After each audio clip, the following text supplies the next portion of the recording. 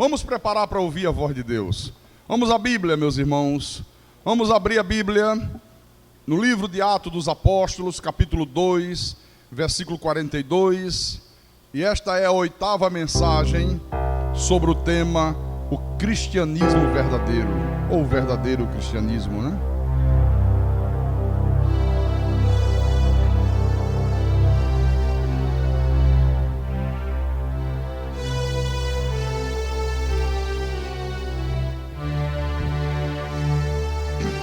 Atos capítulo 2, versículo 42. E diz assim: e perseveravam na doutrina dos apóstolos, e na comunhão, no partir do pão e nas orações. Versículo 46. Diariamente perseveravam unânimes no templo, partiam pão de casa em casa e tomavam as suas refeições com alegria e singeleza de coração. Vamos orar ao nosso Deus para que o Espírito Santo fale ao nosso espírito, dê entendimento à igreja, faça aquilo que ele fez com Lídia quando ela estava à beira daquele rio, quando Deus lhe abriu o coração para ela compreender as coisas que Paulo pregava. Deus faça o mesmo nessa noite. Oremos ao Senhor agora, em nome de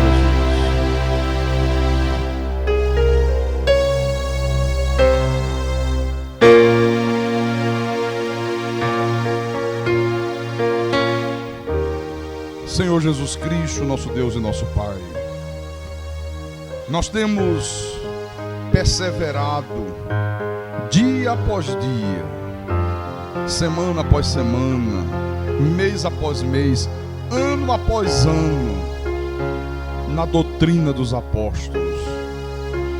Esta igreja é uma igreja que está fundamentada sobre o ensinamento dos apóstolos.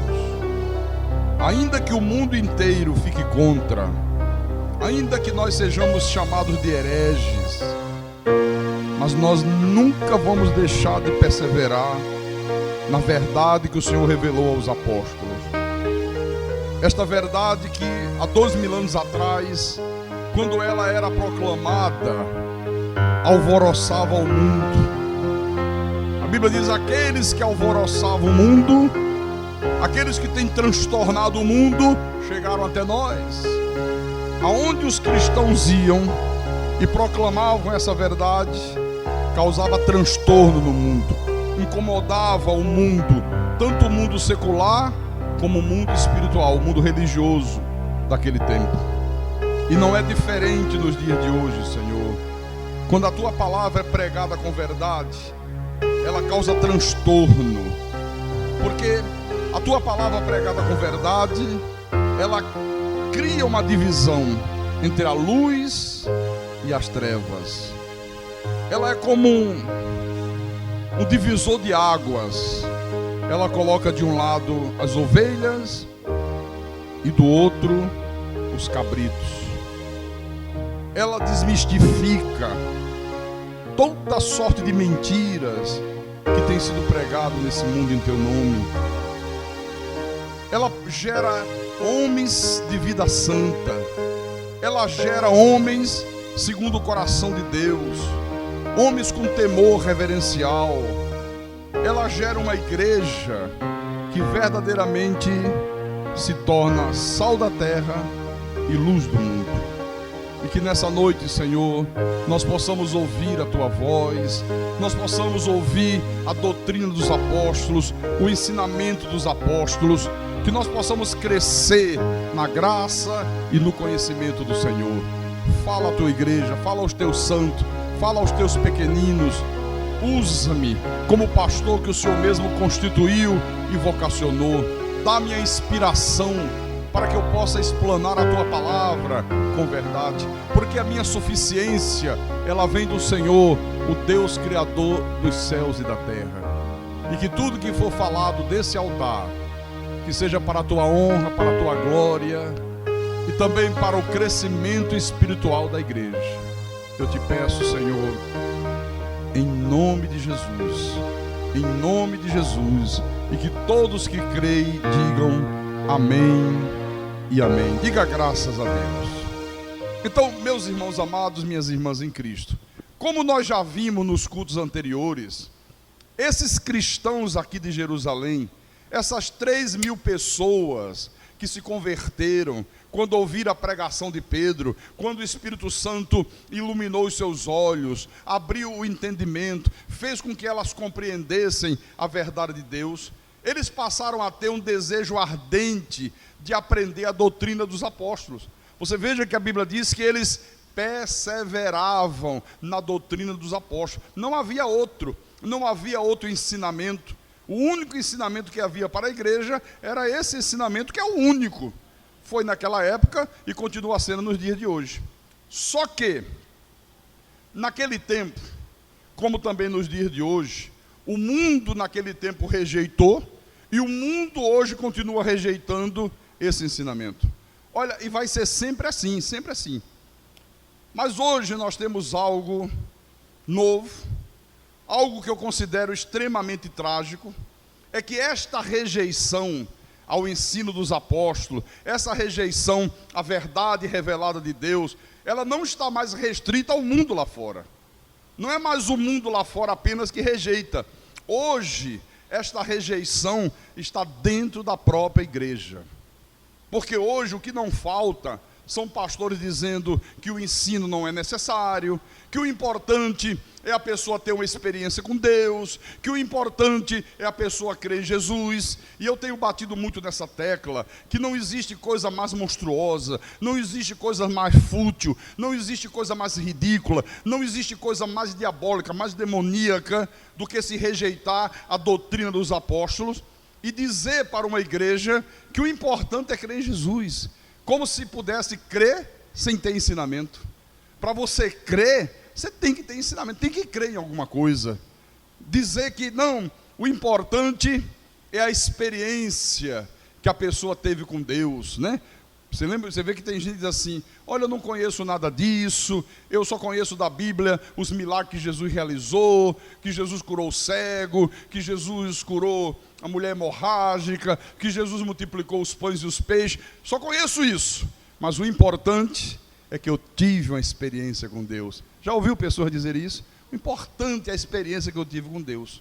Então, nós temos visto aí os líderes de ministérios poderosíssimos atacando sistematicamente essa doutrina dos apóstolos. Nós temos visto esses teólogos modernos, o que eles fazem?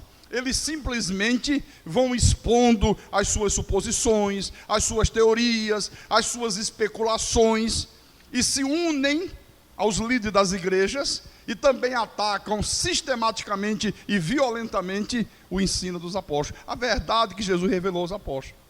Por isso, que no lugar da doutrina dos apóstolos, no lugar do evangelho da graça de Deus, que o Cristo ressuscitado revelou a Paulo, e que é o único para a igreja, está aí estabelecido aquilo que Paulo chamou há 2000 anos atrás de outro evangelho. Olha, há um outro evangelho na praça, que não é esse aqui, que foi dado à igreja. É um outro evangelho. Pastor Paulo falou isso? Falou. Abra em Gálatas, por favor. Epístola de Paulo aos Gálatas, capítulo 1, versículo 6 em diante. Olha o que Paulo já dizia naquele tempo. Ele disse: admira-me que estejais passando tão depressa daquele que vos chamou na graça de Cristo para outro evangelho. Aí ele vai explicar, o qual não é outro, senão que há alguns que vos perturbam e querem perverter o evangelho de Cristo. Agora o versículo 8 é tremendo.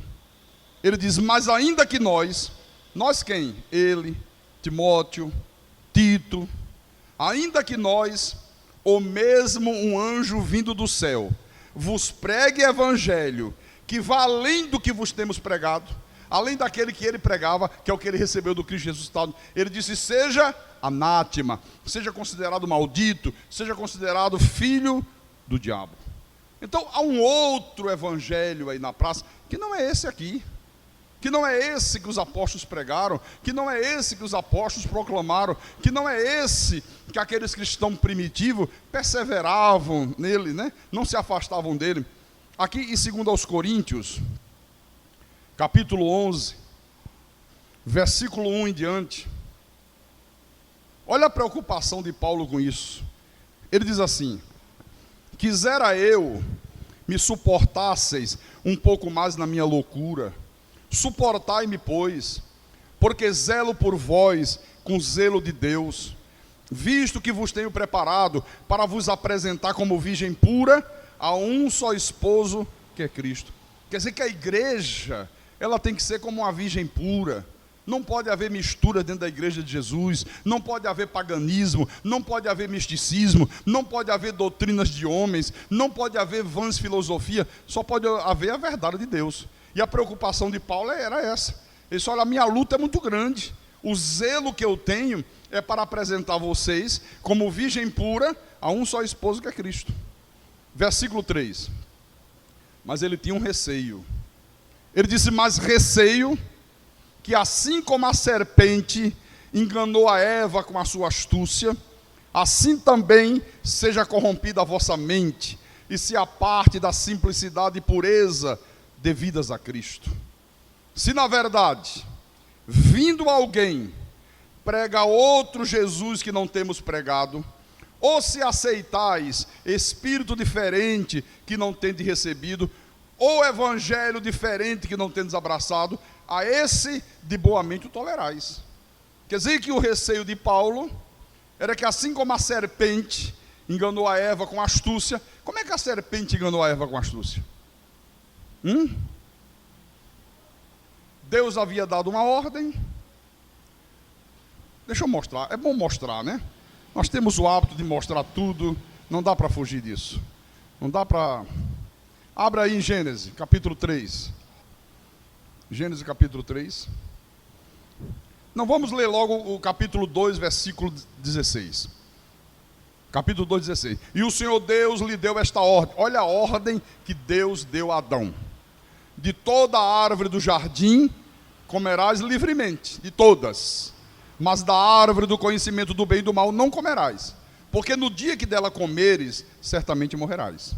Ok? Agora vamos ver a astúcia da serpente. Agora sim, capítulo 3, versículo 1. Mas a serpente, mais sagaz que todos os animais selvagens que o Senhor Deus tinha feito, disse à mulher, olha o que o diabo disse: é assim que Deus disse? Não comereis de toda a árvore do jardim. Olha só que coisa. Deus disse: toda a árvore vocês podem comer, menos desta aqui, a do conhecimento do bem e do mal. Já inverteu tudo. Já tentou confundir a cabeça de Eva, né? Aí a mulher respondeu: não, do fruto das árvores do jardim podemos comer, mas do fruto da árvore que está no meio do jardim, disse Deus, dele não comereis, nem tocareis nele, para que não morrais. Então a serpente disse à mulher: é certo que não morrereis. É certo que vocês não vão morrer coisa nenhuma, porque Deus sabe que no dia que deles comerdes, se vos abrirão os olhos, e como Deus sereis conhecedores do bem e do mal. Então, como é que a serpente corrompe hoje a mente do povo de Deus? Que era o receio de Paulo. Pessoal, o meu receio é que a serpente venha corromper as vossas mentes, como corrompeu a de Eva no passado. Como é que ela corrompe? Com o mesmo esquema, com a mesma estratégia.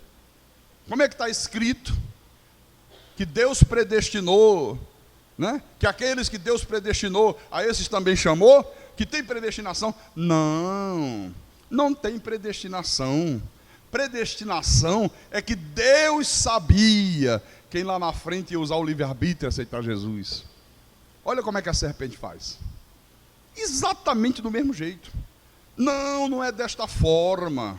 Não, não é desta maneira. Não, mas está escrito aqui que só tem um evangelho, que ele constituiu Paulo, o homem, para receber o evangelho e transmitir à igreja. Não, olha, são 4 evangelhos. Paulo, talvez, a gente possa considerar o 5º evangelho. Dizem isso. Não, Mateus, Marcos, Lucas e João, que são 4. Paulo, talvez, com boa vontade, possamos aceitar como o 5º evangelho. É dessa maneira que corrompe. Então você veja, meus irmãos, esses líderes religiosos que hoje atacam a doutrina dos apóstolos, eles, na verdade, são os sucessores dos fariseus, dos saduceus, daquele sumo sacerdote da época de Jesus, que era quem perseguia Jesus violentamente, que era quem não aceitava o ensinamento dos apóstolos. Você já leu no livro de Atos como Paulo sofreu? Enquanto ele era o perseguidor, enquanto ele destruía a igreja, enquanto ele renegava a verdade de Deus, olha, ele vivia paparicado por todo mundo. Quando ele teve um encontro com Jesus no caminho de Damasco, e ele começa a pregar a verdade, né? Olha, passou a ser perseguido violentamente pelos judeus. Aqueles que batiam nas costas, irmão Paulo, agora viam Paulo como uma peste. Esse homem é uma peste. Esse homem está trazendo transtorno para nossas vidas. E Jesus, naquela época, foi muito duro com essa gente. Eu queria que você abrisse a Bíblia. No livro de Mateus, capítulo 21, versículo 32.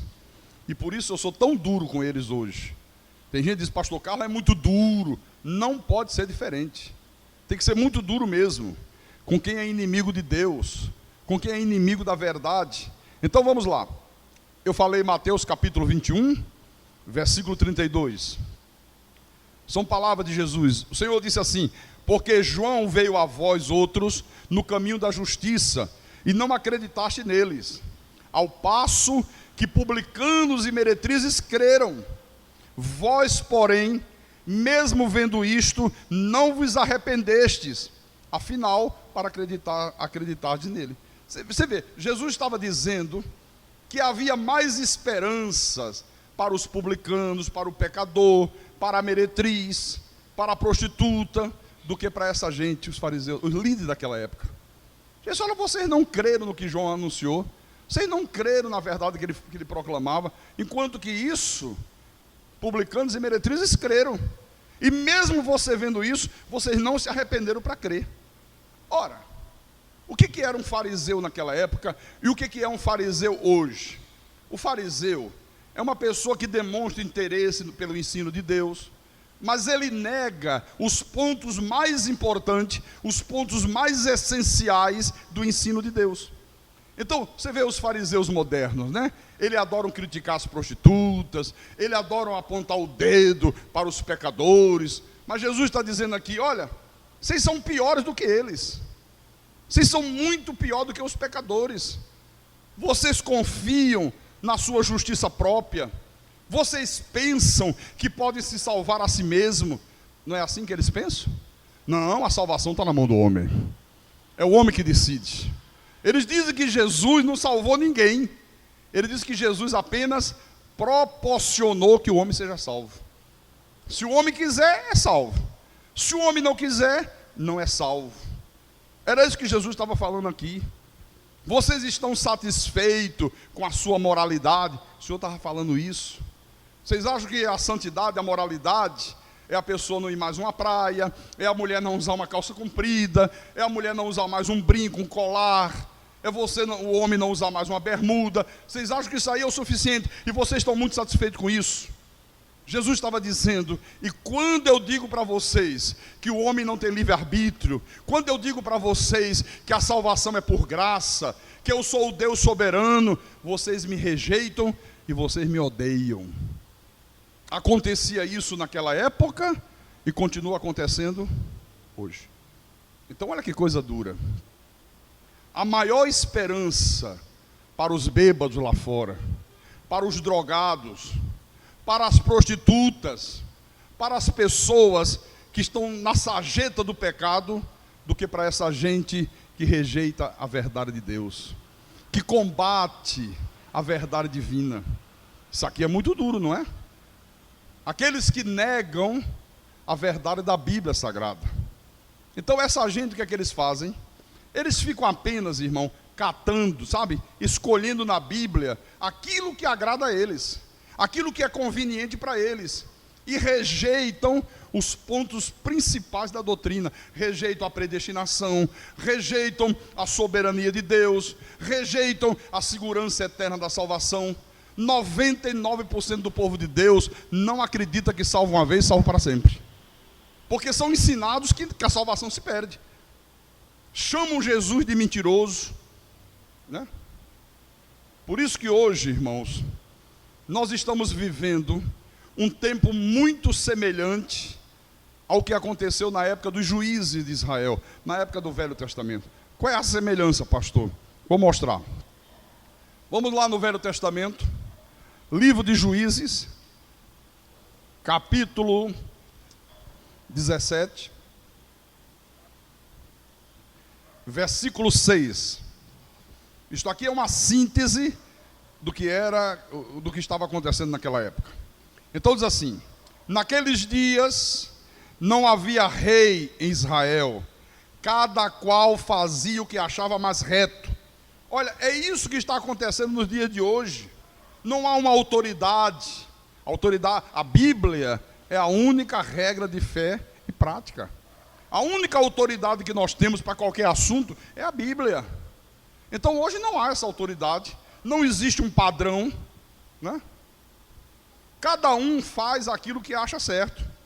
Um acha que só deve vir à igreja de vez em quando, o outro acha que só deve vir à igreja aos domingos, o outro acha que é certo fazer corrente, o outro acha que é certo fazer jejum.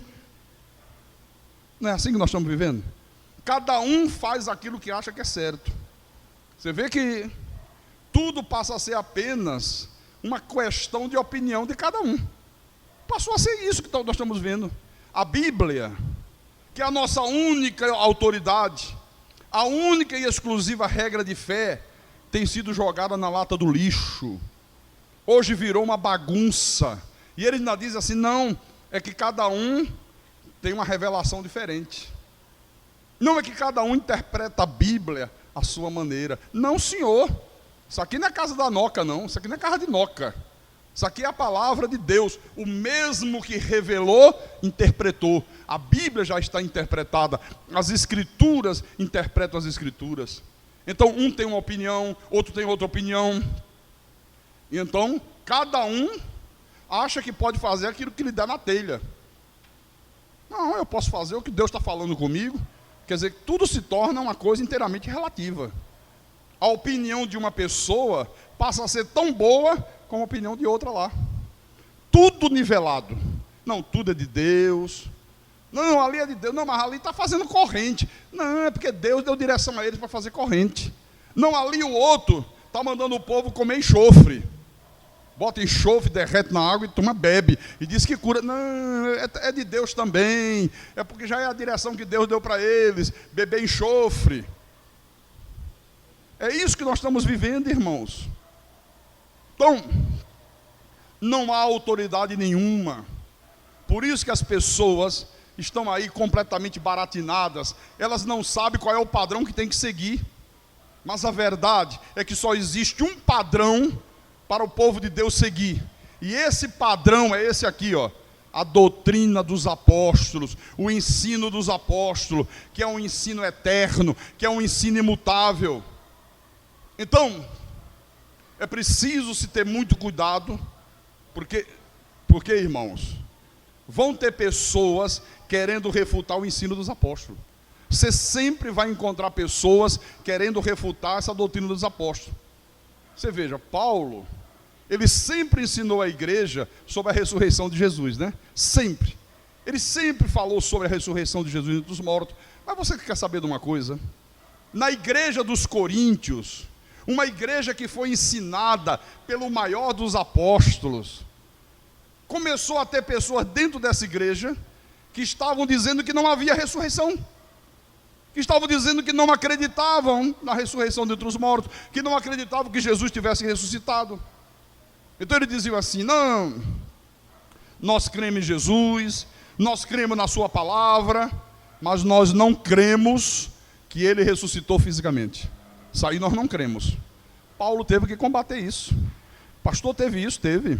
Abre aí, por favor. 1 Coríntios, primeira epístola aos Coríntios, capítulo 15, versículo 12 em diante.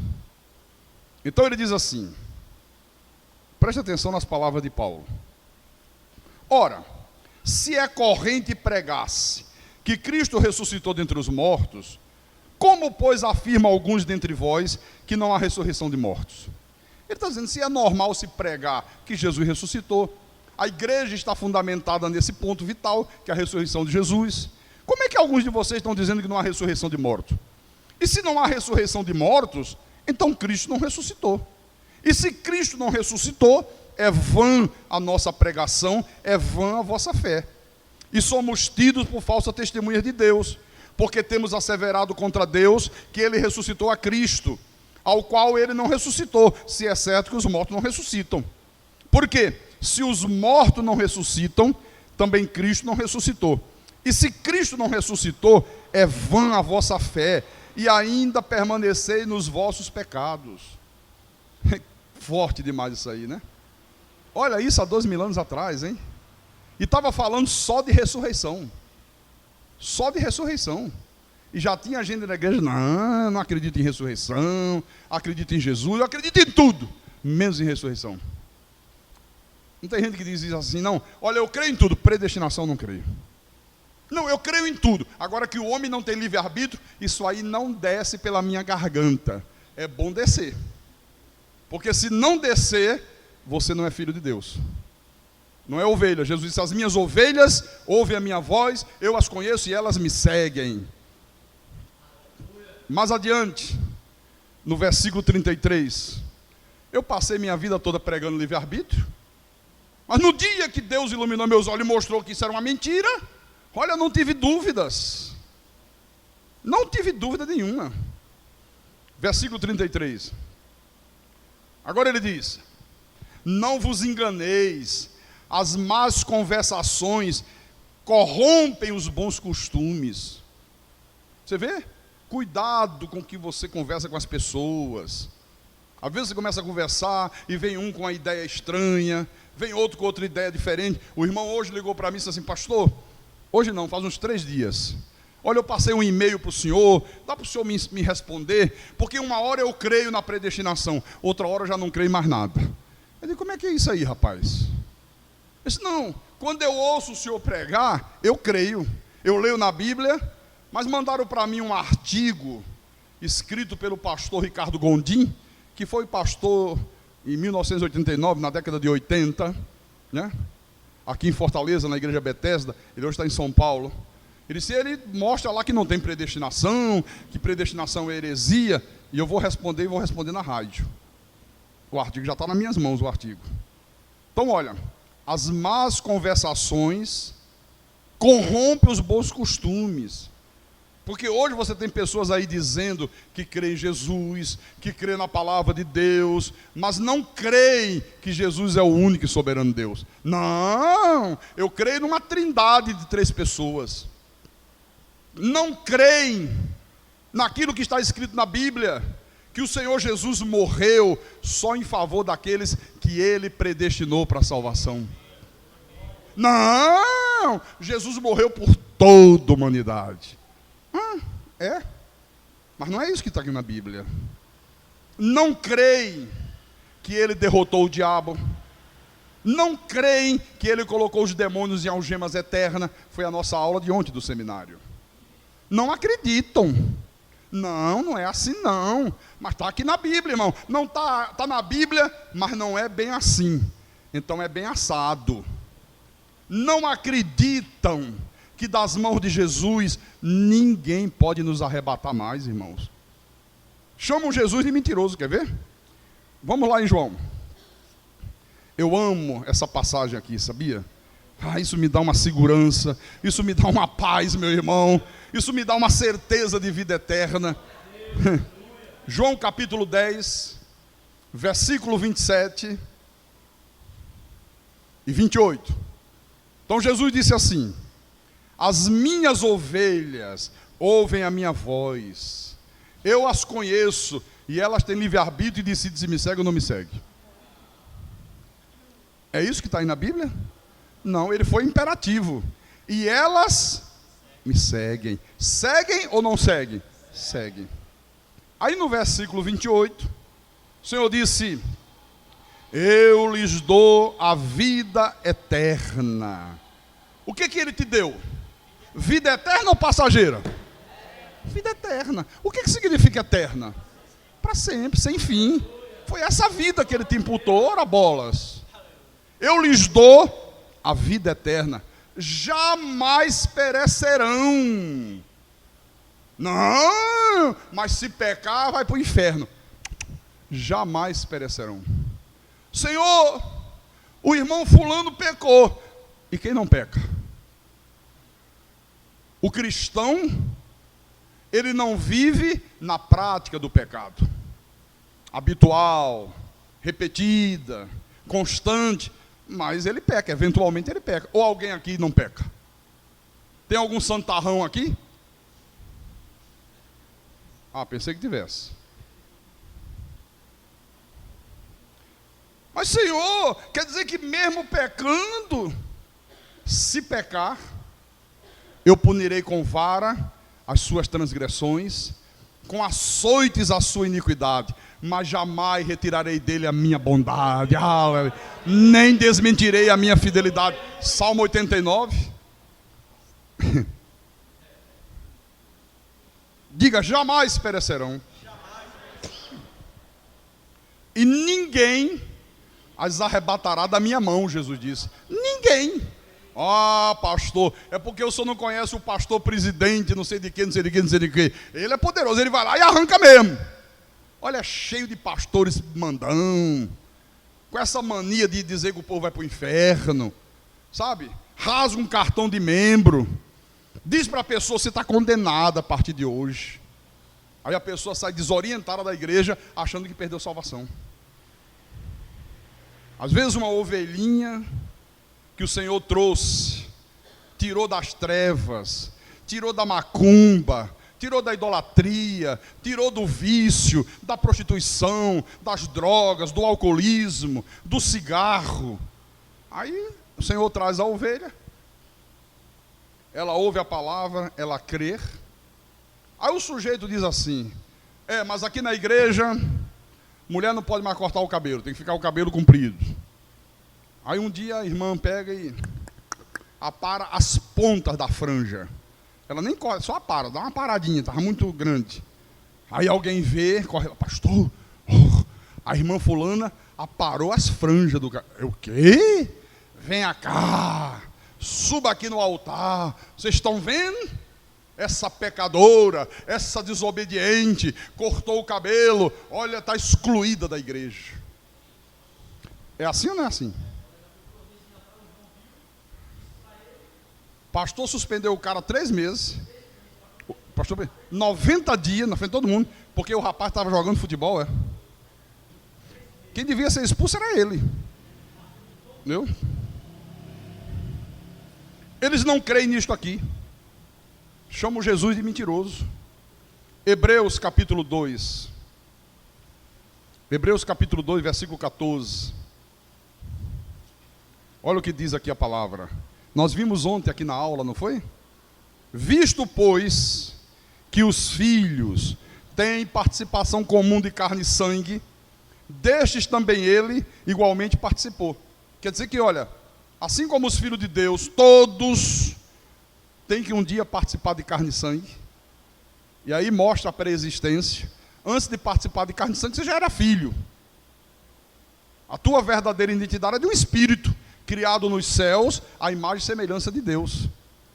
E um dia, Deus é que determina, no ventre da tua mãe, teu espírito foi revestido de pele, de carne, de osso e tendões. Jó diz isso, né? Então ele está dizendo, olha, esse mesmo processo que os filhos de Deus passam, Deus também igualmente participou. Deus é o quê? Espírito. Diga, Deus é espírito. Mas Deus um dia participou de carne e sangue. Deus um dia assumiu um corpo no ventre da Virgem Maria. Para quê? Para que, por sua morte, e Deus morre? Não, a morte do corpo, que era o filho que foi gerado, para que por sua morte destruísse aquele que tem o poder da morte, a saber, o diabo. Irmãos, isso aqui é ensino apostólico. As pessoas não acreditam nisto aqui. Por isso que elas ficam vendo demônio por tudo quanto é lugar, por toda parte. Por isso que você vê aí uma verdadeira epidemia de seitas e a corrente, e manda o demônio embora. E se a pessoa tem uma dor de cabeça, diz que é o demônio. E se perde o emprego, diz que foi o demônio. E se acontece um problema dentro de casa, diz que foi o demônio. Quando a minha Bíblia diz, num português claro, que o nosso Deus se fez carne para sacrificar o seu corpo, para que através da sua morte, ele destruísse aquele que tem o poder da morte, a saber, o diabo. Destruiu ou não destruiu? Não creem nisso. Não acreditam nisso. Viu? Vou mostrar mais. Vamos voltar lá no livro de João, capítulo 14. João capítulo 14, versículo 6. Respondeu-lhe Jesus: eu sou o caminho, e a verdade, e a vida. Ninguém. Hã? Vem ou vai? Ninguém vem ao Pai, senão por mim. Todas as vezes que eu leio esse versículo, eu me lembro da minha ignorância no passado. Que é uma ignorância comum, né, aos outros pastores também, e a maioria do povo de Deus. Você vê que a maioria dos pastores já sabe decorar do versículo, aí fala assim: irmãos, Jesus disse, eu sou o caminho, a verdade e a vida. Ninguém vai ao Pai, senão... Aí bota o dedinho apontando lá para cima. Já observaram isso? Eu era assim, ninguém vai, como se tivesse um pai lá em cima e um filho aqui embaixo. Aí um dia, quando eu fui ler, eu digo, ninguém vem. Eu digo, puxa vida, tem um erro aqui. Eu achava que era um erro de gráfica. Quando você escreve um livro, então você contrata um revisor para fazer a revisão. Mas mesmo assim, se não tiver muito cuidado, pode acontecer de passar algum erro. Pode acontecer. Eu achava que era um erro. De como é que é vem? Não, é vai. Aqui está vem. Eu não entendia isso. Bom, aí ele fala para os apóstolos assim, para os discípulos: se vós me tivesses conhecido, conhecerias também a meu Pai. Caramba, 3 anos, dia e noite convivendo com Jesus, dia e noite ouvindo os ensinamentos de Jesus, e agora ouvem Jesus dizer: olha, se vocês me tivessem conhecido, vocês não me conhecem, se vocês me tivessem conhecido, vocês conheceriam também a meu Pai. Aí, para deixar a coisa mais complicada ainda, Jesus afirmou: desde agora o conheceis e o tendes visto. Pedro, vem cá. Você entendeu o que ele falou? Ele disse que nós não conhecemos ele. Ele disse que se nós tivéssemos conhecido ele, conhecíamos o Pai dele. João, você escutou o que ele falou? Que desde agora nós conhecemos o Pai, temos visto o Pai. Vocês têm visto o Pai em algum lugar aí? Dá uma olhada aí, procura atrás daquela moita ali. Dá uma procurada, vê se está atrás daquela pedra. E todo mundo louco: cadê esse Pai? Cadê esse Pai? Cadê esse Pai? Cadê esse Pai? Desde agora o conheceis e o tendes visto. Você vê como é que o ser humano é tentado pela curiosidade, né? Eles não aguentaram, meu irmão. Fizeram lá uma reunião, disseram: Filipe, é o seguinte, vai lá você. Eu não tenho coragem de perguntar a ele, não vou nem chegar perto. Vai você e pergunta a ele. Pede pelo amor de Deus, para ele mostrar esse Pai para a gente. Olha, só queremos isso e mais nada. Filipe foi.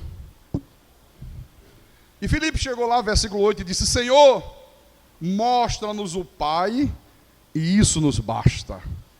Estamos satisfeitos. Agora mostre, por favor, que nós já procuramos em tudo quanto é lugar e não vemos esse Pai. Disse-lhe Jesus: Filipe, há tanto tempo estou convosco e não me tens conhecido? Quem me vê a mim, vê o Filho. Desculpa, vê a segunda pessoa da Trindade. Não. Quem me vê a mim, vê o Pai. Como dizes tu, mostra-nos o Pai? Você está pensando que tem um pai lá e um filho aqui? Eu sou o Pai. Irmão, só existe um Deus. Um único Deus que se manifestou ao mundo de 3 formas diferentes. Ele se manifestou como Pai na criação. Depois ele se fez carne. Foi a sua manifestação de Filho, né? Na redenção. Depois ele ressuscitou aos céus. E ele voltou como Espírito Santo e se multiplicou dentro de cada um de nós. Olha, não são 3 pessoas, não. Porque o que se ensina nas igrejas são 3. O Pai, do lado direito está um filho, com a coroa de espinho na cabeça, sangrando. E do lado esquerdo tem um trono vazio, porque o pai diz assim, primeiro o pai mandou o filho, desce lá, já. Vai lá, expulsa demônio, sofre, morre, depois volta. Senta aí. Agora é a tua vez, Espírito Santo. E o Espírito Santo desceu. Não existe isso aqui na Bíblia. Isso é ficção científica. Olha, da melhor qualidade, viu? De uma qualidade espetacular. Não há isso. Há um único Deus, um Deus único. Nós não somos politeístas. Nós somos, a exemplo do povo judeu, monoteísta. Nós cremos num só Deus. Amém? Nós vamos ter uma aula de seminário sobre isso, porque o assunto é longo. Bom, eles não creem nisto. Então, na verdade, no duro, o que nós estamos precisando hoje, irmãos, é de uma grande reforma. Assim como houve a grande reforma no século XVI, e daquela reforma nasceu a igreja protestante, nós hoje estamos precisando de uma grande reforma, mas dentro da própria igreja, porque a coisa está ficando cada dia mais difícil. Você vê que há uma verdadeira obsessão hoje pelo crescimento numérico. Hoje é uma obsessão hoje dentro da igreja. Os livros mais vendidos no mundo hoje são aqueles livros que falam sobre crescimento de igreja, que ensinam técnicas para fazer uma igreja crescer. Olha, os pastores adoram isso. Correm para as livrarias, são os livros mais vendidos no mundo hoje. Então isso tem feito com que a pregação pura e simples do Evangelho, que Paulo disse é o poder de Deus para a salvação, faz com que esta pregação pura e simples do Evangelho seja totalmente desprezada em favor desses novos métodos. Se despreza a pregação do Evangelho e vão se criando novos métodos. Para os fariseus modernos, esses novos métodos são mais eficazes. Ele diz, olha, atrai muito mais gente, atrai verdadeiras multidões, o povo fica satisfeito.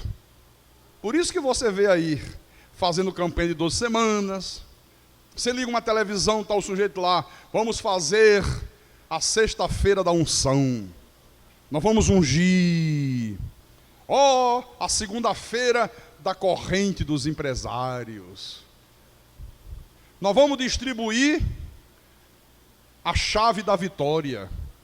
O cabo vai ali na feira de Parangaba, né? Não tem uma feira lá? Aí, ou então essa aqui perto, a feira, a Praça da Lagoinha aqui, é? Não tem uns malandros ali que vendem roubo, não sei o quê, né? Aí o cara vai lá, dá para você arranjar mais chave. Aí o cara tem um chave aqui que não acaba mais. Uma porção de casa que eu assaltei, cada um trouxe a chave. Eu quero todas elas. Aí diz, olha, vou fazer uma campanha, viu, irmãos? Daqui a 12 semanas, aí você vai receber a chave da vitória. Vou ungir essa chave. Toda madrugada eu vou dobrar o joelho. Olha, ela vai ficar dentro de um tonel de óleo. E mostra na televisão, a chave dentro do tonel de óleo. Depois você vai receber, vai colocar na carteira. Olha, Deus vai te dar vitória através dessa chave. No dia de distribuir a chave, meu irmão, vem gente até da Conchinchina. Vem cachorro, gato, papagaio, sabe? Tudo, até os bichos vêm atrás da chave. A vara de Arão. Pega esse palitinho de churrasquinho de gato, né? Aquele churrasquinho de gato. Se é de gato eu não sei, mas que é gostoso é. Isso que vende aí na rua. Dizem que é de gato, não sei. Aí pega aquele palito, olha que isso é vergonhice, e diz assim, olha, você vai receber isso aqui, está ungido, é a vara de Arão. Aonde você tocar com a vara de Arão, aquilo vai ser teu. Se você entrar numa concessionária e tocar num automóvel, aquele automóvel é teu. Deus vai te dar aquele automóvel. E o povo acredita nisso. Não é terrível isso? Eu passei 15 anos dentro disso. Realmente funciona. Atrai multidões. Agora você diga assim, olha, hoje, eu falei hoje no rádio, hoje nós vamos ter um culto maravilhoso, hoje nós vamos ter uma palavra tremenda de Deus, ensinamentos profundos de Deus. Olha quantas pessoas tem na igreja. Se eu tivesse chegado hoje no rádio, fazendo essas picaretagens, e eu passei 15 anos fazendo, eu sei que funciona, só que eu não posso mais fazer porque Deus não permite. Eu fazia por ignorância, por incredulidade, por falta de conhecimento. E dissesse assim, olha, irmãos, tive um sonho essa noite. Olha, Deus falou comigo em sonho. E hoje eu vou distribuir a pedrinha branca do Apocalipse. Já viu aquele negócio? Cada um vai receber a pedrinha branca. Olha, você vai receber uma pedrinha branca. Quando você pegar essa pedrinha branca hoje, a doença vai sair do teu corpo. Quem está desempregado, Deus vai abrir a porta de emprego. Se o teu marido está com amante, Deus vai trazer o teu marido de volta. Olha, vai acontecer isso. Dá para você imaginar quantas pessoas estariam aqui hoje dentro? Era a técnica que se usava, eu usava, porque eu fui ensinado assim, para abrir outras seitas em outros estados. Era só botar um programa numa rádio ou numa televisão. Aí anunciar, vamos distribuir o óleo de Israel. Aí fica mostrando, 15 dias. Pode fazer inauguração que dá 3.000 pessoas lá. Por causa da palavra? Não. Em busca do elemento. Seduzido pelos elementos. Então, a pregação genuína do Evangelho tem sido vista hoje como uma coisa antipática, como uma pregação ofensiva, e por isso ela tem sido substituída por mensagens onde se fala de psicologia, onde se fala de humanismo, onde se fala de pensamentos positivos, de autoestima. E aí, para disfarçar, eles falam um pouquinho dos milagres que Jesus realizou. Para disfarçar, para dar a entender que é de Deus. Aí usa um pouquinho dos milagres. Agora, a verdade que liberta, a verdade que salva, a verdade que opera o novo nascimento, a verdade que gera santidade, que desperta a fé genuína. Olha, esta verdade tem sido totalmente ignorada, não tem sido pregada hoje pelas igrejas. Na maioria dos cultos se tem muita música, muito coral, muito teatro, muitos testemunhos, só não tem a palavra. Só não tem a palavra.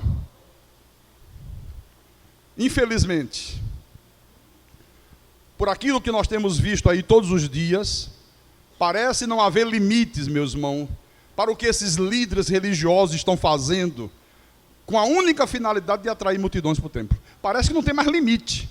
Parece que virou verdadeiramente a lei do vale tudo. E o que é pior, é que a maioria das pessoas que são atraídas por esses novos métodos, não se interessam nem por adoração, nem por pregação. Não querem saber, eles querem saber de alguma coisa que dê a eles o que eles necessitam. Não se interessam nem por adoração, nem por pregação. Então, você vê aí a maioria dos pastores procurando desesperadamente novas técnicas, né? Novas formas de entretenimento para atrair povo, para atrair pessoas. É igual essa loja, toda hora está na televisão. Uma que faz propaganda, todo dia tem uma propaganda, eles fazem até uma propaganda bem feita, insinuante. Já viu aquela propaganda? Atrai as pessoas. Toda semana é a mesma coisa, só muda o texto. Mas o efeito é grande. Olha, amanhã a maior liquidação do mundo, o preço mais barato do mundo. Olha, vai lá ver como é que acontece. Tem que chamar a polícia para organizar as filas. No mundo espiritual, está acontecendo a mesma coisa. O que impera hoje, na verdade, é a lei do vale tudo. O que importa é produzir o resultado numérico. Isso não é cristianismo. Você sabe o que é que os líderes dessas seitas ensinam aos pastores? Eu fui ensinado assim. Ele diz assim, ó, vem cá, você vai assumir uma igreja. O que vai provar se Deus está abençoando o teu ministério, o que vai provar se você tem a vocação de Deus, é o número de pessoas que você conseguir atrair para o templo. E o valor que você arrecadar todos os meses. Então, se você tiver jeito de camelô, né? Porque camelô atrai muita gente. Se você pegar um camelô bom, olha, é um caso sério. Quando eu morava no Rio, eu ia às vezes no centro da cidade, ali na Cinelândia, né? Onde tem um teatro João Caetano também. E ali tem muitos camelôs. E os caras fazem coisas que você para ver. Sabe? O cara vendendo, e eu comprava. O óleo do peixe, não sei de que, da Amazônia, que cura tudo, até AIDS. Sabe, mas o cara fala de uma maneira que eu chegava em casa com aquela porcaria. Ó, irmão, isso aqui cura tudo, tudo, tudo. Um peixe dentro de um aquário, botava o negócio lá, o peixe dá choque, acende lâmpada, e o cara, porque esse óleo do peixe cura isso, cura aquilo, você pode levar, e a pessoa leva mesmo. E junta aquela roda de gente, meu irmão, sabe, que ninguém consegue arredar pé. Então é lamentável isso, porque a vida espiritual do pregador passa a ser medida pelo resultado numérico que aquele pregador apresentar. Né? Se apresenta um bom resultado, consegue atrair muita gente, consegue arrecadar muito dinheiro. Viu como Deus está abençoando fulano? Olha, você Deus não está abençoando, não. Aquele ali pode estar no adultério, esse aqui com vida reta, mas se aquele ali é um Silvio Santos da vida, e consegue, né, encher o auditório das suas colegas de trabalho, diz que aquele ali tem unção, com adultério, com tudo que não presta. Esse aqui que é santo, mas não tem essa habilidade, esse aqui não tem chamada de Deus. Tira ele da igreja, joga ele fora. É exatamente assim, viu, irmãos? Que eu estou falando para vocês. Vem aqui, por favor, em Atos dos Apóstolos, capítulo 16, versículo 14. Vamos ler o 13 também. Isso foi um episódio que aconteceu com Paulo. Então diz assim: no sábado, saímos da cidade para junto do rio, onde nos pareceu haver um lugar de oração. Um lugar tranquilo, à beira de um rio, né? E Paulo disse, olha, isso aqui está parecendo um lugar onde os irmãos se reúnem para orar. Longe do burburinho, né? Longe do barulho, longe dos olhos dos incrédulos. Bom, e assentando-nos, falamos às mulheres que para ali tinham concorrido. Então várias mulheres foram se aproximando daquele lugar, e eles começaram a pregar para elas. Começaram a ensinar as coisas de Deus, a doutrina dos apóstolos. Versículo 14. Certa mulher, chamada Lídia, da cidade de Tiatira, vendedora de púrpura, temente a Deus, nos escutava. O Senhor lhe abriu o coração para atender as coisas que Paulo dizia. Olha que coisa curiosa isso aqui. Várias mulheres. Por que o Senhor só abriu o coração de Lídia para compreender o que Paulo fala? Por que não abriu das outras? Porque Deus só abre o coração, Deus só abre o entendimento daqueles que Ele predestinou para a salvação. Lídia era uma predestinada, era uma eleita de Deus, e as outras não eram. Agora o que eu acho curioso é que o apóstolo Paulo, ele não se preocupou em atrair as outras mulheres. Não se preocupou. qualquer pastor dos dias de hoje, eles iriam usar os métodos modernos, né? Para tentar manter essas mulheres aqui também na igreja. Bom, já que elas não foram atraídas pela palavra, não compreenderam a palavra, não deram a mínima para a palavra, quem sabe a gente não possa atraí-las com a corrente de 12 semanas. Quem sabe a gente não possa atraí-las com óleo ungido, com um pacote de um saquinho de sal grosso. Quem sabe, já que a palavra não funcionou, quem sabe se a gente apresentar um testemunho bem produzido, elas não são seduzidas pelo testemunho. Você está vendo? Porque não é assim que se faz? Porque se pregar só a palavra, quase ninguém quer saber, só quem é ovelha quer saber. Mas se você começar a anunciar essas coisas, usar esses novos métodos, olha, vem gente que não acaba mais, meu irmão. Verdadeiras multidões. Então, meu irmão, o que prova realmente o sucesso de uma igreja, o que prova verdadeiramente o sucesso de um pastor, não é o número de pessoas que está congregando no templo, não é o resultado financeiro, não são as reações positivas. Quando o pastor fulano prega, todo mundo gosta. Até os vizinhos incrédulos dizem, poxa, eu acho tão bom quando esse pastor aí prega. Ele prega umas coisas tão agradáveis, ele fala tanto dos milagres de Jesus, né? Ele diz que a gente vai ser isso, que nós vamos ganhar aquilo, que nós vamos ficar ricos, que nós vamos ficar milionário. Não depende disso aqui não. O que prova o sucesso de um pregador, de uma igreja, é o fato daquela igreja, é o fato daquele pregador estar pregando fielmente a palavra de Deus.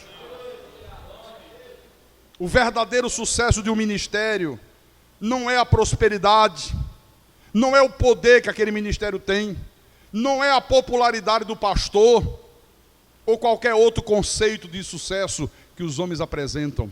Não é isso. Porque se fosse assim, como eles dizem que é, o islamismo tinha que ser visto como uma religião aprovada por Deus.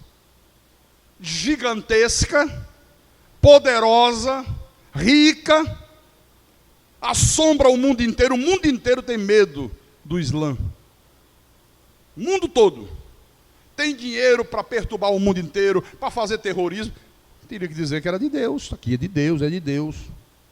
O catolicismo também teria que ser visto como uma religião de Deus. É poderosa a Igreja Católica, tem dinheiro que não acaba mais. O Banco do Vaticano empresta dinheiro às outras nações, né? No nosso país, no nosso Brasil, praticamente 80% da população é católica. Então teria que ser reconhecido como de Deus. Essa seita universal do reino de Deus teria que ser reconhecida como de Deus. Tem gente que arrecade mais dinheiro do que eles? Tem algum movimento religioso, alguma igreja que consiga atrair mais multidões do que essa gente? Não tem. Mas eles são de Deus? Claro, é evidente que não são. De maneira nenhuma não são. É sinagoga de Satanás. Mas eu quero dizer para você que sucesso verdadeiro é você fazer a vontade de Deus, apesar das circunstâncias, apesar das consequências. Na vida espiritual, o que vale, meu irmão, é a nossa fidelidade a Deus, é a nossa fidelidade à palavra.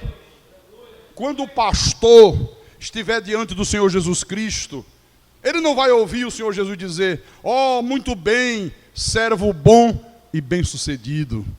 Muito bem, servo bom, você é muito bem-sucedido, viu? Olha, você teve uma igreja rica, você comprou muitos bens. Não, ele não vai ouvir isso. Quando ele estiver diante de Jesus, o Senhor vai dizer, muito bem, servo bom e fiel. Servo bom e fiel. Por isso que o nosso ministério, olha, é um ministério fiel à verdade da predestinação, à verdade da soberania de Deus, à verdade da segurança eterna da salvação. É um ministério fiel à verdade de que o maligno não te pode mais tocar, à verdade de que há neste mundo duas sementes, os filhos de Deus e os filhos do diabo. Nós somos fiéis à verdade de que não há trindade. Nós somos fiéis à verdade de que a lei findou em Jesus. Nós não estamos mais vivendo lei, nós estamos vivendo a dispensação da graça de Deus. Aqui no nosso ministério, nós jamais trairemos o Senhor da glória. Aqui no nosso ministério, nós jamais ocultaremos a verdade. Aqui é tudo ou nada, meu irmão. Ou nós pregamos a verdade completa, ou então não temos verdade nenhuma para pregar.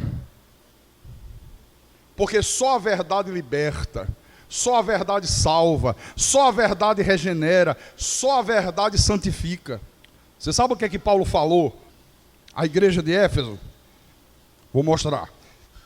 Atos dos Apóstolos. Pastor, não é Éfeso? É, mas ele estava reunido com os pastores de Éfeso.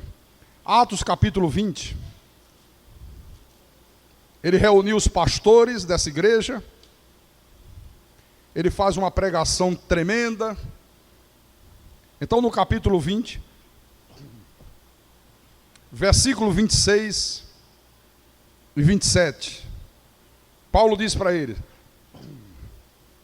portanto, eu vos protesto no dia de hoje, que estou limpo do sangue de todos, porque jamais deixei de vos anunciar todo o desígnio de Deus.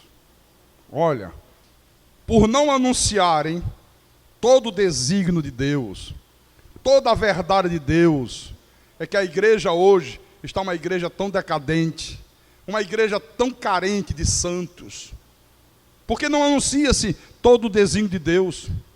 O que prevalece hoje, na maioria das igrejas, são as fofocas, as mentiras, o adultério, a desonestidade. É o que campeia hoje dentro das igrejas. Só que eu tenho coragem de falar isso. Eu não vou mentir. É o que mais existe hoje.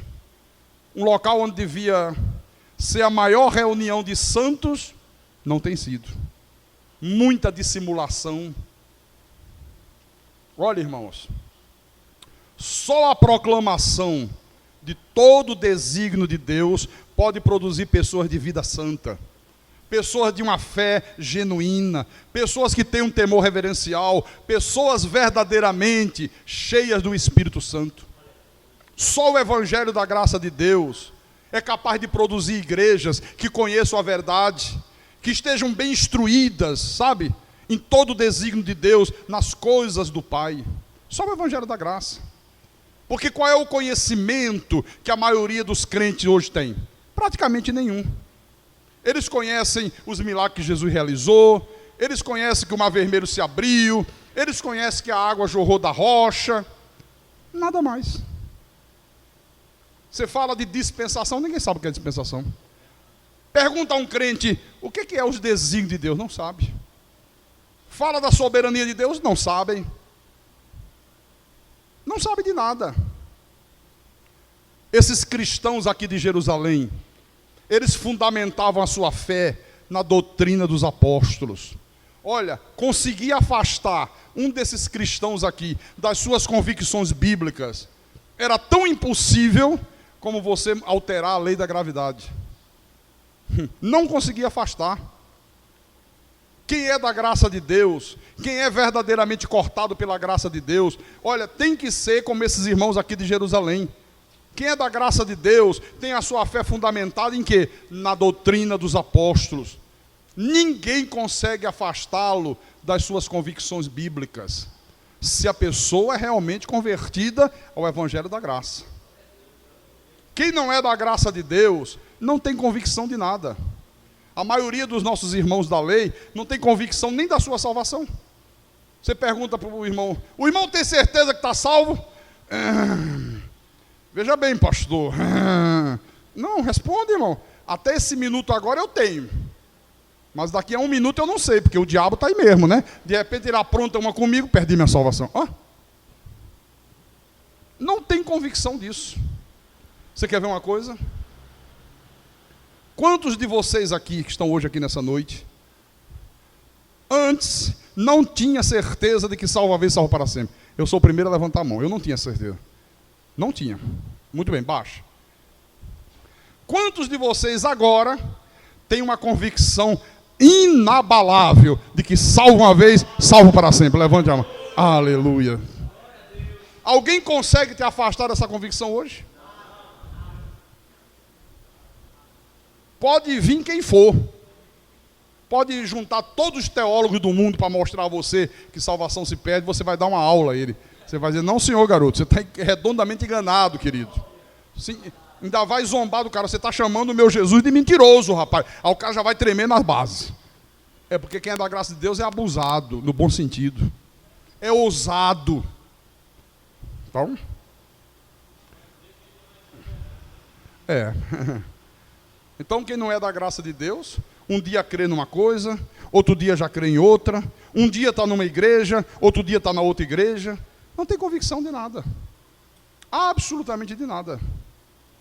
Então nós, obrigatoriamente, se somos nascidos de novo, temos que perseverar até o último dia da nossa existência na doutrina dos apóstolos. Olha, vai apanhar muito, viu? Vai ser chamado de herege.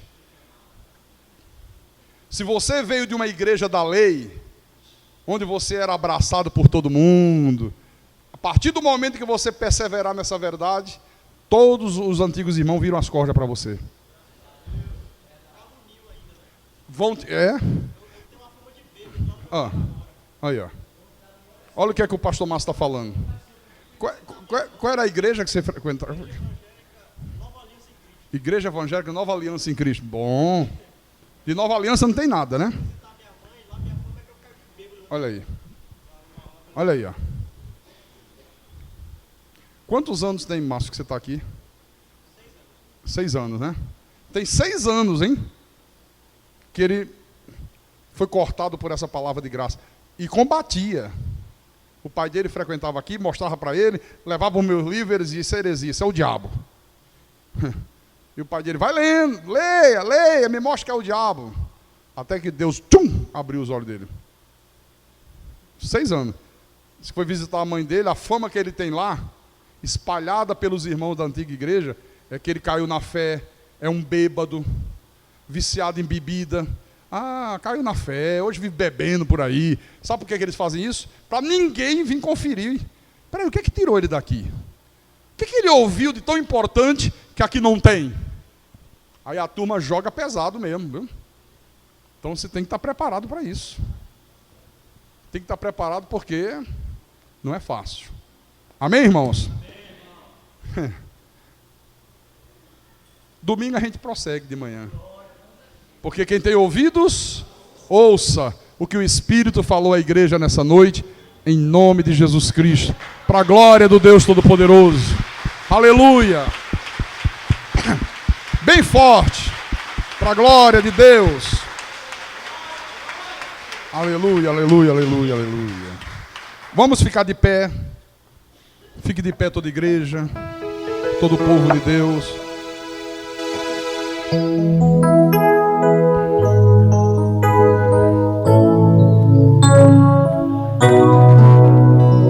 Senhor, quero aprender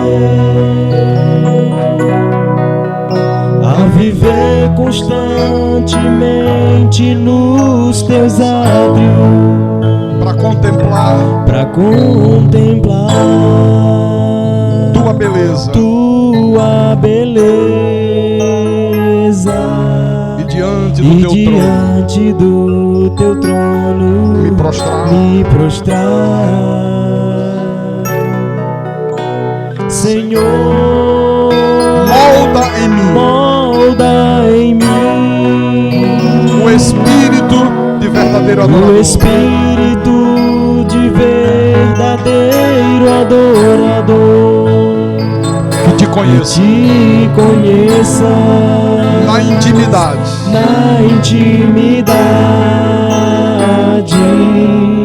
e que viva uma aliança no altar. Então serei como tu és, Senhor. Senhor, pois sua glória brilhará pois em mim. sua glória brilhará em mim. Recebe o meu melhor, Recebe o meu melhor, a minha adoração. a minha adoração. Seja assim. Seja assim. Tu és digno do melhor. Tu és digno do melhor. Teus tesouros em meu coração. Teus tesouros em meu coração. Por isso eu